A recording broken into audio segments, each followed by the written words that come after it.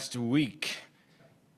I thank Karen Tischler for allowing me this opportunity. Karen was off on a retreat and had said that she was stuck in an airport somewhere.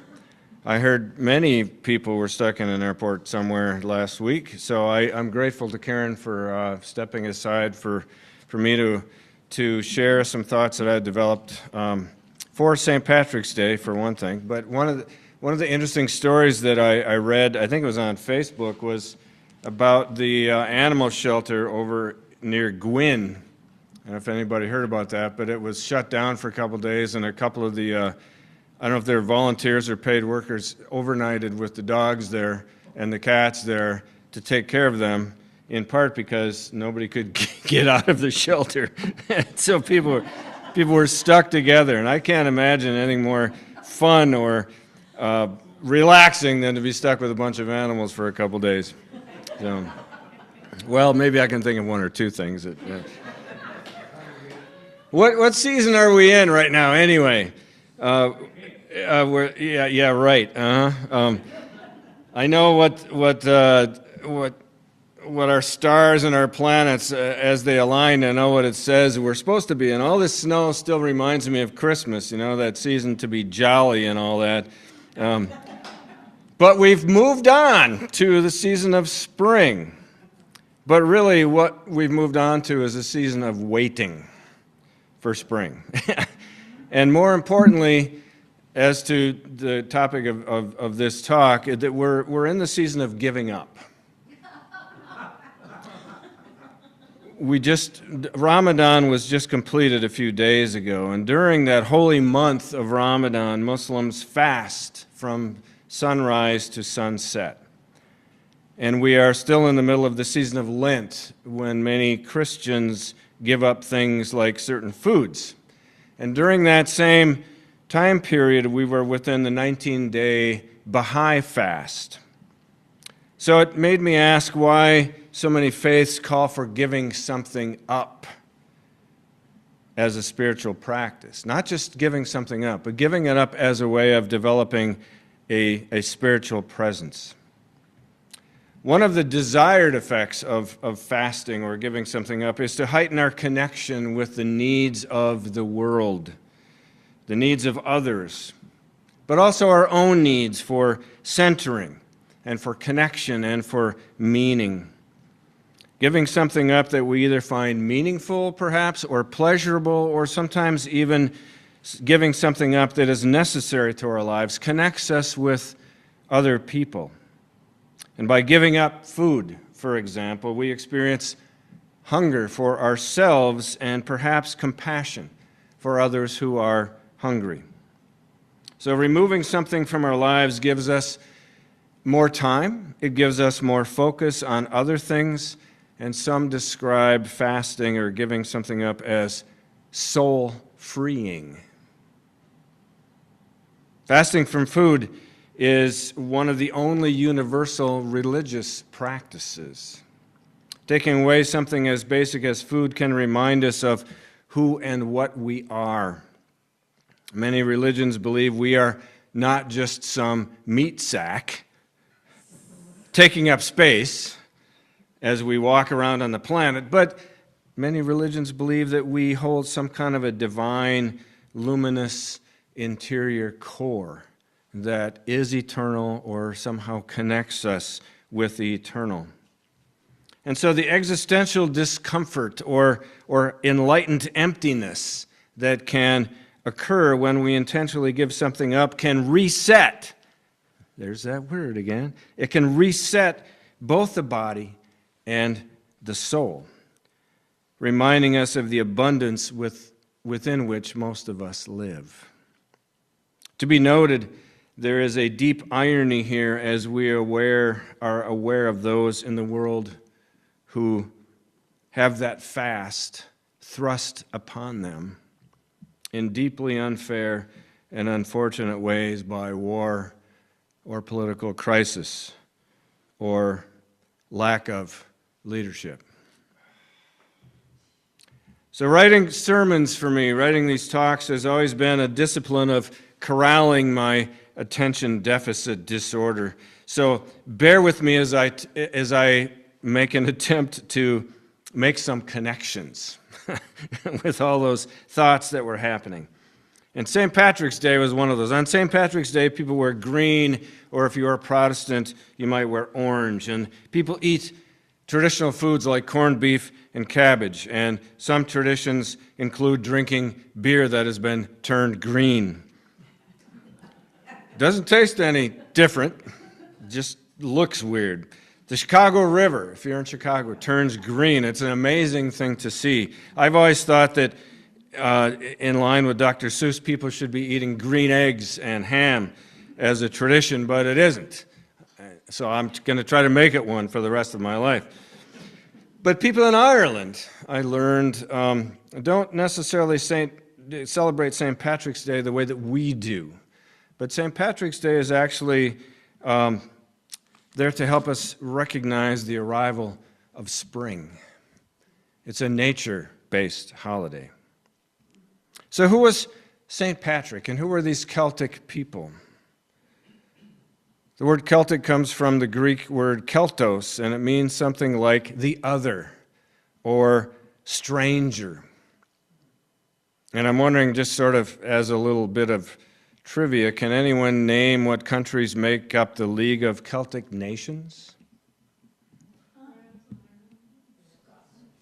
Scotland, Ireland, Wales,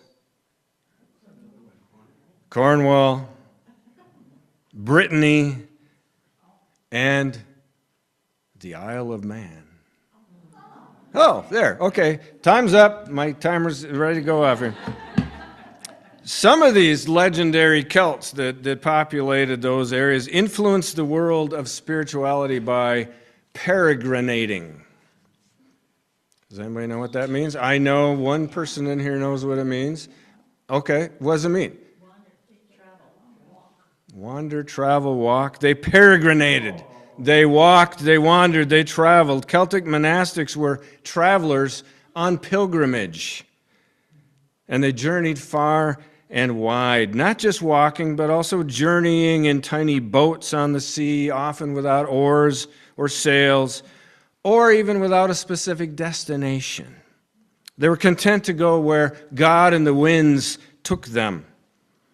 There's a story of 3 Irishmen who drifted over the sea for 7 days without oars and were found and brought to the court of King Alfred. And when asked where they were heading, they responded that they, I quote, stole away because they wanted for the love of God to be on pilgrimage. We cared not where. Road trip, right? Yeah. Just get in the car and go. Or get on a pair of walking shoes and walk. Well, St. Patrick was one of the best known of the peregrini. There's a word for you. The peregrini are people who pilgrimage. He was born in Britain in 387 of the Common Era, and Patrick was captured by Irish pirates at 16 years old and enslaved for 6 years. And in that 6 years, he endured solitude and hunger, perhaps lack of clothing and cold, and he kept the will to live through an intense life of prayer. And finally, Patrick heard a voice telling him that his ship was ready. But Patrick didn't have a ship. But he did trust in the voice. And it reminds me, of course, of Field of Dreams. It said, if you build it, he will come. All right. So Patrick made a 200-mile journey and found a group of sailors who took him on their ship. And then he returned to Ireland 47 years later. Ah, Ireland, the Emerald Isle, has no native snakes because Patrick drove them all out. It's amazing the stories that come to light because of a certain reality in life. The mythologies are just beautiful. Many of the stories in Patrick's life are myths, they are legends, but he did help spread Christianity in pagan Ireland, and I'll let you form your own opinion as to whether that was positive or negative. But in that region, it was customary to celebrate the Feast of Beltane on May 1st. in honor of the sun god Bel. And during this fertility feast, one fire was lit, from which all other fires in Ireland were lit. And on, however, the Christian Holy Saturday in the year 433, after Ireland had become more Christianized, while the high king prepared then to extinguish all the fires in the land but his. He was king, after all. He could do these kinds of things. The legend says that Patrick lit a fire on a nearby hill, and thus he was ordered to appear before King Alfred. And as he made his way there, he began to chant a hymn known as the Lorica, or the Deer's Cry. And as Patrick passed by, all that the king saw were deer. Because Patrick was a shapeshifter, right? Okay.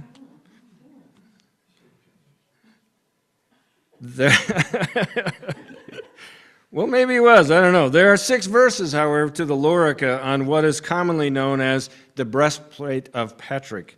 And 5 of them begin with words like these. I bind unto myself this day. Or, I bind this day to me forever. So as he walked, as he peregrinated, or drifted in a boat, and then later as he sailed, Patrick was binding himself not to a concept, but to a practice that had as its foundation his understanding of God or the divine and creation. So perhaps you've heard the phrase attributed to Dag Hammarskjöld. The phrase is this: the longest journey is the journey inward. The peregrinations of the saints were ways of expressing outwardly a journey which they were undertaking inwardly. There's a Celt named Columbanus who reminded his companions, and Juxta, if you have that phrase to put up on the screen, Columbanus offered us this insight. Okay, let's go on to the next one. Let this principle abide with us, that on the road we live as travelers, as pilgrims, as guests of the world. One of their deep insights is that in this world we are at home. And I've read that the most ancient word for home in every language is the word for God or goddess or the divine. God binds us to this world in clay, in earth, in dust. So to simplify that, think of this. Our nature is to be nature. Celtic spirituality, or peregrinating with purpose, helps us feel at home in creation. It encourages us to recognize that no matter what our journey is, we are closer to the divine than we are separate from it. So Celtic tradition imagines the divine as this great circle that embraces all of life. Every place you stand in the world, you are always within a circle. If you are on the land, then the circle is the horizon all around you. On the sea, in the desert or the mountains, or at night, the great circle of the cosmos and the night sky embraces you completely. The divine gathers, and it includes everything, and you are within the circle of life. We are home in the divine. We are home in all that is. They wandered, peregrinating to achieve stability of soul, inwardly focused while being constantly on the move, which is perhaps an interesting commonality with Tai Chi or walking meditation. Inwardly focused while being constantly on the move. And giving up food and other comforts is part of a spiritual journey, and thus the connection with fasting and stability and resetting. So I want to take us back to another timely concern, timely meaning very timely in our world today. And I share with you insights from a New York Times article entitled Ramadan During a War, written by Lauren Jackson. And these words are hers. Around me, women worried aloud about loved ones stuck in the Middle East trying to leave. Then the call to prayer sounded, and they turned to face Mecca. They knelt and stood, their eyes closed as they pressed their foreheads to the ground. They were meditating, one told me later, on restraint. As I watched, I was struck by the contradiction of a war beginning during Ramadan and Lent, both lengthy periods in which people tried to refine their character and bridle their impulses. Like these women, many of the world's roughly 2 billion Muslims and 2.5 billion Christians are spending this month denying themselves of things they want. They're fasting and meditating, reflecting and abstaining, all in the pursuit of self-mastery. That's a stark contrast to what's happening on the geopolitical stage. She writes, I've been thinking in particularly about the concept of taqwa, a form of mindfulness many see as the ultimate goal of the holiday. Juxta, if you could put up the next quote. Taqwa is about finding a deeper connection to God or a heightened awareness of what matters most in life. Muslims see the sun-up to sundown daily fasts of Ramadan as a kind of emotional boot camp. It can quiet the physical senses to let you develop the spiritual ones.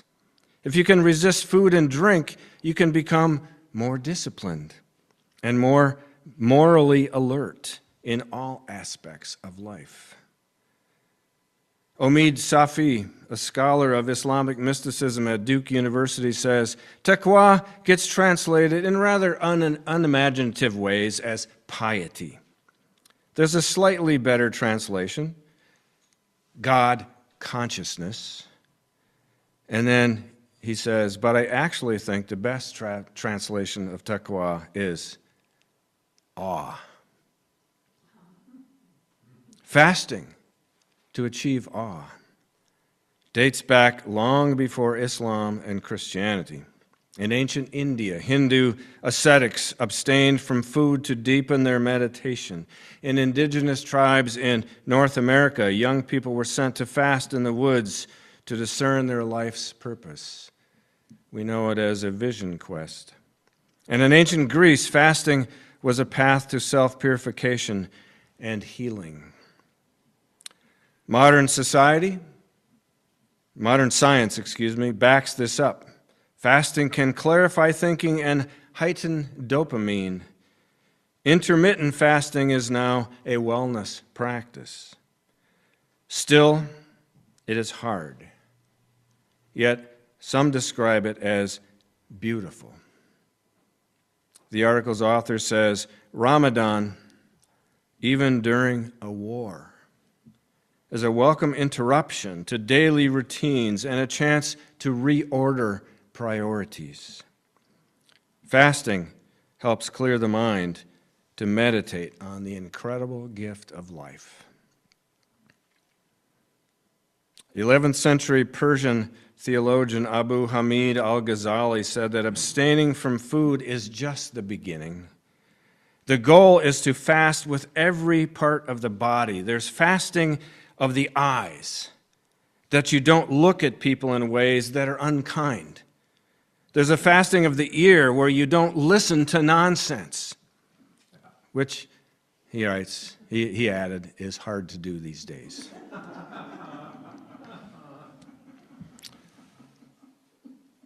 I admit it is hard for me. It is humbling to even imagine such a generous way of thinking and a generous spirit when so much of the fasting people endure has been forced upon them.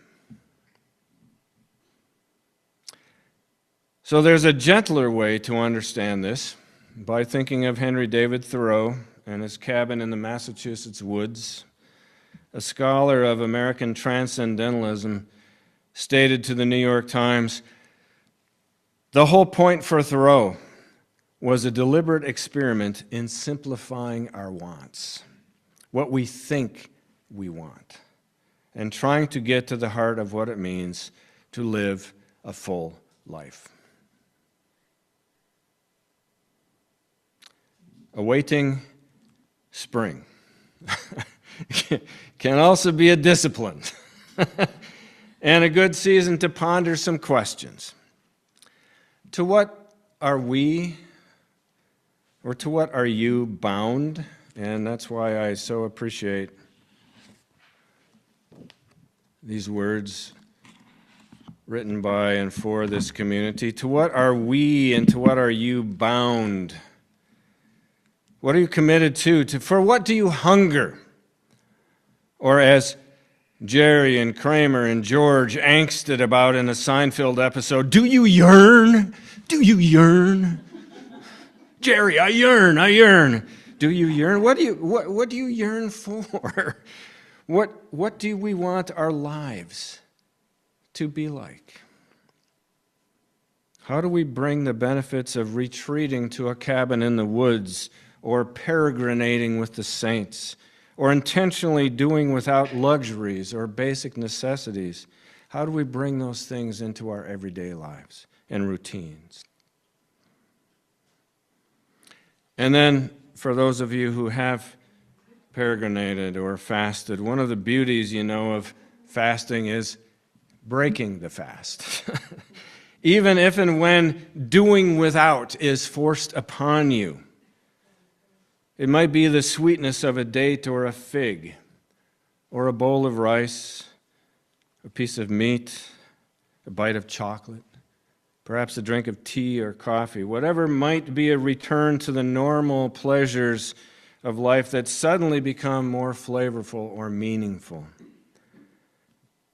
The final gift of the fast is the appreciation of the feast of being at home in this delicious world. Amen.